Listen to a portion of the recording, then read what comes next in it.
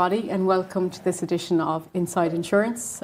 My name is Jean Ray. I'm a consulting partner here at KPMG, and I'm your host for the series. Today's session is going to focus on non-life technical topics, and for that discussion, I'm delighted to be joined by Tom Donlon. Tom is an actuary, and he's enjoyed many years working in the general insurance industry, both in Ireland and abroad. He's a graduate of mathematics from Trinity College Dublin, and he is a proud fellow of the Society of Actuaries in Ireland. Tom's early years were spent as an actuarial consultant in London and in Sydney before returning to Ireland in 2004. As a consultant, he served as HOF and reviewing actuary to several insurance companies in Ireland. He's also worked in industry and served on the boards of two large insurance companies here. He's an actuary at the core, and he's worked across all traditional areas, including reserving, pricing and capital. He's also enjoyed other roles outside of actuarial, including as Chief Risk Officer and also managing other functions outside of the actuarial sphere. 3 years ago, Tom founded Actuary Augmented Limited, and now he helps companies manage internal succession by providing interim executive services and mentoring to develop talent as well. So Tom, thanks very much for joining me today. Probably timely at this time of year to be talking about non-life technical issues as we come up to year end. And I suppose every year of my career I've thought this year is going to be easier, but so far that hasn't worked out. So quite a lot happening in the environment, and might just start by getting some of your thoughts on some of those topics. Sure. Well, thank you, Jean. It's a real pleasure to be here, and I always enjoy talking to you about actuarial matters and technical things. Absolutely. I think the last 2 or 3 years have been extraordinarily difficult, particularly for reserving actuaries and others who audit reserving actuaries and review them and so on, with so much going on. The personal injury guidelines being one of the big things, inflation being another. And that's something that you and I have spoken about. We've come through a period of very significant inflation that people see in prices, up at a level that's probably comparable to the oil crisis back in the 70s or whenever it was, which plays havoc with actuarial models. So actuarial models are great when inflation is well behaved and stable, but are actually not that good when we're in a phase of inflation that's quite different to the past. So that's been a real challenge. We've seen very significant inflation coming through on damage, motor damage in particular. Thankfully, we have great resources in the central bank's NCID, which allows us to get a sort of a market-wide view on what's happening with damage inflation. And when you look at the most recent statistics, it's really quite stark. I think, if I'm not mistaken, there's evidence of a 37% severity increase in motor damage claims annualized, which is very, very significant. And I think what we're seeing now for the first time, probably ever, is that damage is a bigger part of motor insurance claims than injury. And traditionally, of course, injury would have been 70, 80% perhaps of the claims. So damage severity inflation has been dramatic, but probably not the bigger problem. That's probably not the big problem for reserving actuaries, because at least damage is short tail, as you know.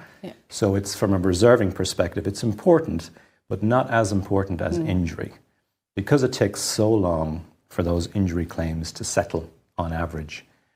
Inflation in injury claims is even more problematic.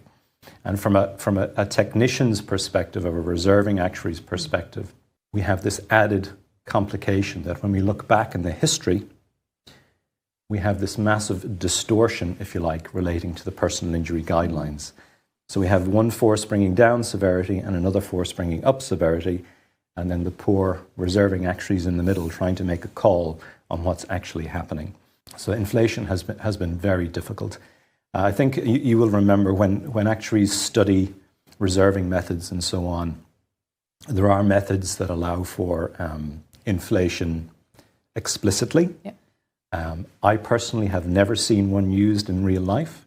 They can be used. They're difficult to parameterize because there's a lot of parameters. So it's challenging to model inflation in the context of models. But that is what we must do. And maybe just developing on from that, That's a problem of probably 2 years ago, maybe, around that kind of time. Most actuaries, I think, would have created bespoke models to model that inflation impact. And we now have this added complexity that inflation is starting to come into the traditional models, but is still in our bespoke models. Yeah. And we have this real challenge of transitioning from one to the other, which is another problem. So lots of complexity in relation to inflation. Just to finish on inflation, I saw in the newspaper, I think just in the last day or two, that price inflation is now back to target levels. In fact, it's lower than target levels. And for the person on the street, that may indicate that inflation is gone. It's not a problem anymore. Yeah. I do have a concern that we haven't really seen a wave of inflation coming through in injury claims yet. And that's something that may happen and that we'll all be monitoring very carefully. That latency in it, yeah. And it's good, I suppose, there's, as you mentioned, it's a problem from a little while back, but it's the challenge now between transitioning between what's explicit and what's implicit. But good, the guidelines, at least we've some more certainty around the legality of those. I suppose maybe just to touch on your bio, so you mentioned you were a proud actuary, and I suppose one of the things the profession is focusing on at the moment is around the domestic actuarial regime and the review ongoing there. Maybe just to gather your thoughts, you've been on, I think, both sides of the fence, both as a consultant and working in industry. So maybe just to get your thoughts on what's worked well and maybe what we should be thinking about reviewing as well. Sure. So, the domestic actuarial regime, I think most people, actuaries included, love to give out about regulations and requirements and compliance. But secretly, it's actually a very helpful thing. It's very helpful for a role to have precision in what is expected of them and to know what is required. It's actually very helpful. And it becomes even more helpful then in a broader context when you're explaining to people, why am I doing what I'm doing? So the domestic actuarial regime, I think, is actually a very helpful, honestly, a very helpful piece of regulation. A lot of it is very much aligned and consistent with professional guidance for actuaries. It's the kind of things that actuaries would do as a matter of routine. So there's a lot of it is really no additional requirement. Personally, I think it has worked very well. I value it. The one area in it that I think is probably most challenging, if you like, would be around peer review. So peer review, again, most actuaries would do peer review as a matter of routine. It's good practice to have an independent view on what you're doing. But peer review was introduced, I guess it's 10 years now. I think it actually preceded Solvency II, amazingly. And we had it, so it's been here a while. Probably a good time to consider, is it working? From my perspective, I think it's a very valuable tool. I say that from the perspective of potentially a board. I know directors really value as many independent views that they can get, whether it's from an auditor or a peer reviewer or an internal auditor or a group function. They're all valuable. And I expect most heads of actuarial function will tell you that having somebody else give an opinion on matters of judgment is extremely valuable, because every actuary just wants to get the right answer or an appropriate answer or not the wrong answer. So having other views expressed is very helpful. That said, I wonder if it can be improved in some ways. One of the challenges I've had as a practitioner is around just timing. Things get very compressed at the year end. And you have this sort of conflict between wanting to hear other opinions on the one hand, and then on the other, trying to have enough time to actually take them into account and include them in your view. So there are some challenges around timing, I think. And there is another area with regard to peer review that I think could be considered further, and that is sometimes we have multiple parties looking at reserving simultaneously. And sometimes those parties are doing pretty much the same thing. And one would have to question, is there a duplication there that may not be as valuable as we'd like. And I just had a read of the definition of the peer review within the domestic actuarial regime. And there is actually, my interpretation of it would be that the reviewing actuary is expected to use judgment in terms of risk assessment and focusing on the areas of greatest importance. And I just wonder if reviewing actuaries are using the full flexibility that's in there to focus on the expert judgments, for example, and not spend an inordinate amount of time reproducing routine activities that are being done by an auditor or a head of actuarial function, or indeed other parties. So I'm very positive, I must say, on the domestic actuarial regime. Peer review in particular, I just wonder if there are areas there that could be tweaked to make it a little bit more effective and valuable and cost effective. Maybe just to change tack a little bit, I suppose a key area of focus or a key hot topic at the moment is around sustainability and ESG.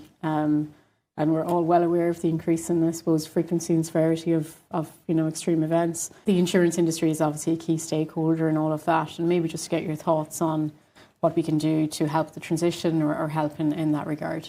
As every year goes past, I think climate change becomes more and more of a reality. Yeah. I mean, my fear is that it's happening faster than we even think it's going to happen.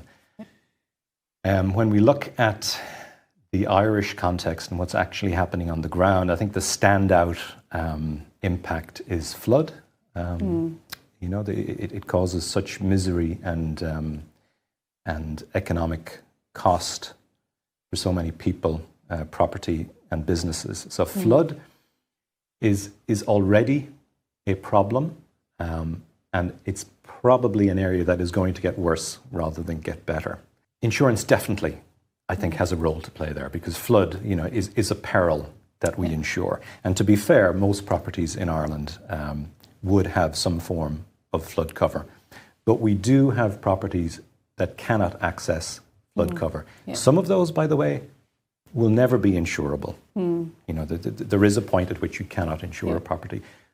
But I suspect there is a middle bit, or some properties that are maybe currently not insurable, but at some point in the future may be insurable. And I just wonder if the insurance industry, is doing enough now to help address that sort of temporary, uninsurable part of the population. So I know it's an area that the central bank is looking at using the protection gap kind of perspective. It's an area I've looked into a little bit. When you look at other European and other sort of peer countries to Ireland, some kind of insurance dimension to flood management exists. Ireland is a little bit of an outlier in terms of not having whether it's a flood pool or some kind of mechanism for forcing flood insurance or whatever it may be. We are a little bit of an outlier in that respect. Yeah. And I think it is helpful to look at the UK model. So Flood Re, UK, it's been around for a while. It had a shaky start, but I think if you look at Flood Re now, it has actually been quite successful in addressing its ambition, which is to improve the availability of flood insurance to parties. And I think there's something there that should be looked at, and it probably is being looked at by many parties. But I think insurance, whether it's through a pool mechanism or reinsurance mechanisms or some kind of insurance-related mechanism, can play a role, I'm sure, in terms of helping those individuals that can't get insurance. And it's something I think that the industry should be trying to do, because it's the right thing to do. Yeah. It helps with the perception of the industry, frankly, which sometimes suffers from not a great perception. But I think it's something the industry should be trying to evolve. Yeah, I agreed. Yeah, a good news story would be nice. Right. So yeah, thanks for your time, Tom, today. I think it was a really interesting and I suppose broad-ranging discussion. We started with inflation, ended up on flood re. So very interesting discussion. I suppose just to round out, if there was one thing you'd like the audience to take from today, what would that be? Well, maybe just following on from the flood and the perception of the industry. I think I would love to see let's say, the person on the street understanding a little bit better some of the dynamics of insurance, because I think, in fairness, they are quite hard to understand. Yeah.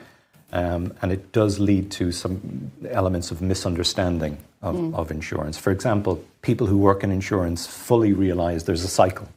Yes. Insurance companies make profits some years and they make losses in others. That's what happens. And to really measure the profitability of an insurance market, you've got to look through the cycle. Yeah.